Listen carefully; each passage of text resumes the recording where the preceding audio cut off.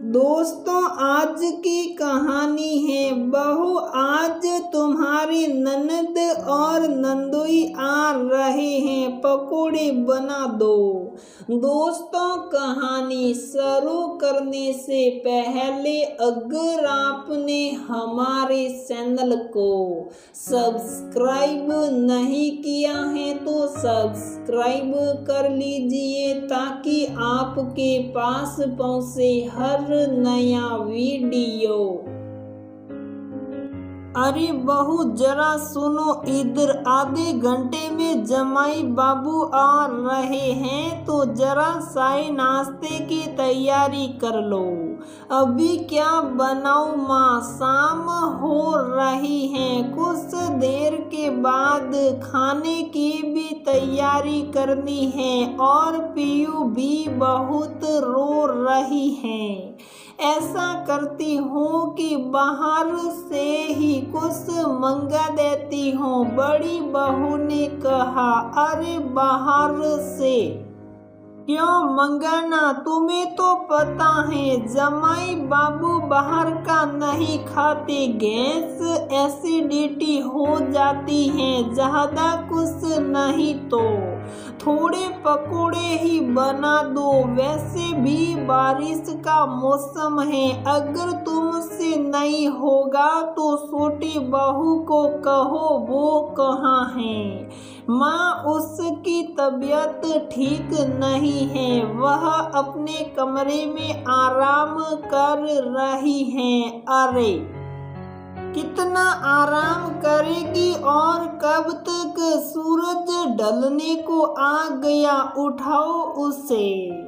इस समय में ऐसे भी जितना काम करेगी चलती फिरती रहेगी उतना अच्छा रहेगा उसके लिए। माँ जी आज मेरी तबीयत ठीक नहीं लग रही, कमर और पीठ में बहुत दर्द हो रहा है, तो अभी मुझसे कोई काम नहीं करने होगा, एक दिन बाहर का खा लेंगे। जमाई बाबू तो क्या होगा, बाहर से पकोड़े मंगा देती हो। तुम दोनों को जैसे ही मेरे पति के लिए कुछ करना पड़ता है तो कोई ना कोई बीमारी पकड़ लेती है, बहाना बना लेते हो। हटो चलो तुम लोग, मैं खुद ही जाकर बना देती हूँ, मैं अकेले ही काफी हूँ। ननद तुनक कर बोली, अरे तुम कहाँ जा रही हो, बैठो, तुम दोनों कर लेगी, इकलौता नंदोई है, इतनी खातिरदारी तो कर ही सकती हैं।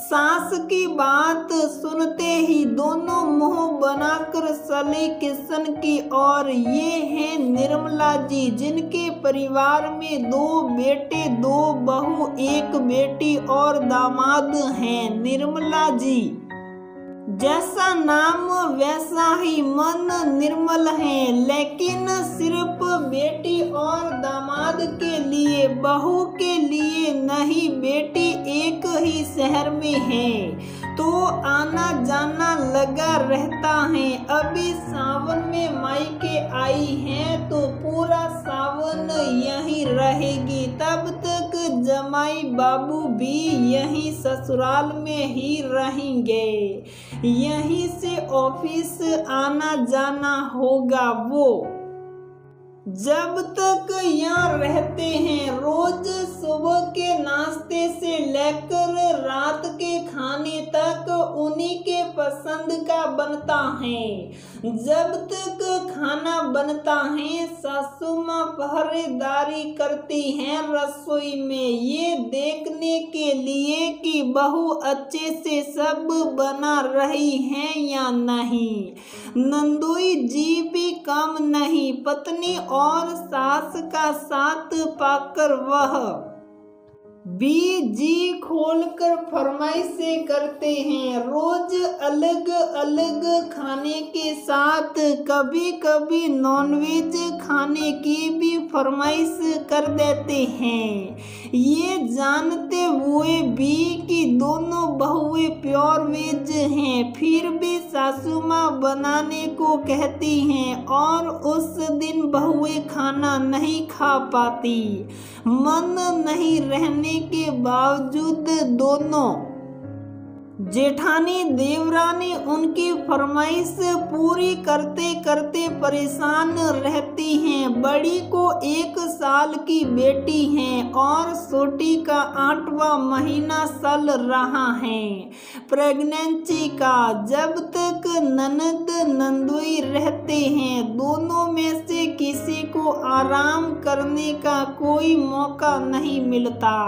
दोनों कई बार दबे जबान से अपने पतियों को भी बोल चुकी हैं, लेकिन हर बार वही बातें होती हैं। अरे एक ही तो बहनोई है मेरा, उनका अच्छे से आव भगत होना ही चाहिए। बात सिर्फ खाना बनाने की नहीं थी, ये जब तक रहते तब तक रोज उनके पसंद का स्पेशल खाना तो बनता ही, साथ में घर के मामलों में भी उनका इंटरफेयर खूब चलता है।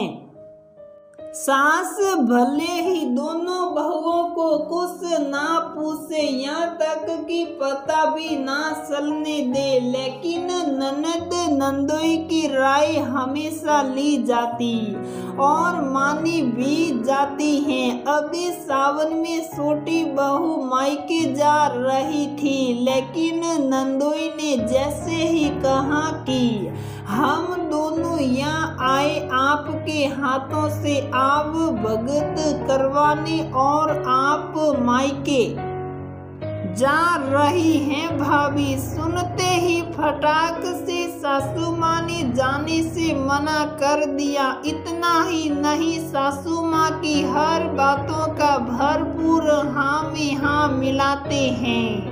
बड़ी बहू किचन में जाकर पकोड़े बनाने की तैयारी करने लगी, तभी देवरानी आकर बोली, दीदी हट जाइए, आपकी पीहू बहुत रो रही है, आप उसे संभालिए, मैं कर देती हूँ। अरे तुम जाओ आराम करो, मैं कर लूंगी। नहीं दीदी आप हटिए, मैं बनाती हूँ, आज थोड़ा स्पेशल पकोड़े बनाती हूँ। क्या स्पेशल बना रही हो? देखो ज्यादा मिर्च मसाला मत डालना, नहीं तो अगर कुछ हो गया तो फिर सारा इल्जाम हम दोनों के ऊपर ही आएगा और हम दोनों ही सुनेंगे। आप चिंता नहीं करिए, मैं वैसा कुछ नहीं करूंगी। छोटी बहू पकोड़े बना ही रही थी कि तब तक नंदोई आए। अरे वाह, पकोड़े की बहुत अच्छी खुशबू आ रही है, मुंह में पानी आ गया। जल्दी पड़ोसिए भाभी। हाँ हाँ अभी लाती हूँ, बैठिए। छोटी बहू ने हर तरह के पकोड़े, आलू प्याज मिर्ची सब एक थाली में और दूसरे प्लेट में केचप निकाल कर दिया। नंदोई जी बड़े ही चाव से पकोड़े खाने लगे, साथ में ननद भी बैठ गई। तभी छोटी बहू एक प्लेट में और पकोड़े लेकर आई और बोली, ये स्पेशल पकोड़े हैं, इसे खाकर देखिए। दोनों पकोड़े खाने लगे, लेकिन ये क्या, पकोड़े चबाने ही नहीं हो रहा था, बस दांतों के बीच गोल गोल घूम रहा था और दांत के बीच में उलझ गया। तभी दोनों ने साथ में पूछ लिया, अरे ये कैसे पकोड़े बनाया है, चबाने ही नहीं हो रहा, किस चीज की हैं ये? दीदी ये धागों के पकोड़े हैं। क्या और क्यों? पूरा पकोड़े का मजा किरकिरा कर दिया। ये कैसा भद्दा मजाक है, और ऐसे खाते समय कोई मजाक करता है क्या? हाँ दीदी, बुरा मत मानिए, एक छोटा सा मजाक था, लेकिन देखिए ना, जैसे धागों का असली काम है जोड़ना, लेकिन ये पकौड़ों के बीच घुसकर पकौड़ों को उलझा दिया, खाने का मजा किरकिरा कर दिया। वैसे ही हमारे जीवन में भी रिश्ते धागों के जैसे होते हैं, जिसका काम होता है एक दूसरे को जोड़कर रखना, नहीं कि बीच में जबरदस्ती घुसकर किसी को परेशान करना या एक दूसरे से उलझाकर जिंदगी का मजा किरकिरा कर देना। आपका क्या ख्याल है इस बारे में? आप क्या कहती हैं? दोनों को भाभी की बातें अच्छे से समझ में आ गई थी। दोनों में से किसी ने कुछ नहीं कहा। अगले दिन नंदोई जैसे ही काम पर जाने लगे तो सासू माँ ने पूछा, जमाई बाबू आज टिफिन में क्या ले जाएंगे? वह कुछ बोलते उससे पहले ही बेटी ने कहा, अरे माँ, उनसे क्या पूछ रही हो? दोनों भाभी से पूछो, जो भैया के लिए बना होगा वो ये भी ले लेंगे। और हाँ भाभी, लाओ थोड़ा बहुत मैं भी मदद कर दूं खाना बनाने में। ननद के मुंह से ये बात सुनते ही दोनों जेठानी देवरानी एक दूसरे की तरफ देख मुस्कुराने लगी।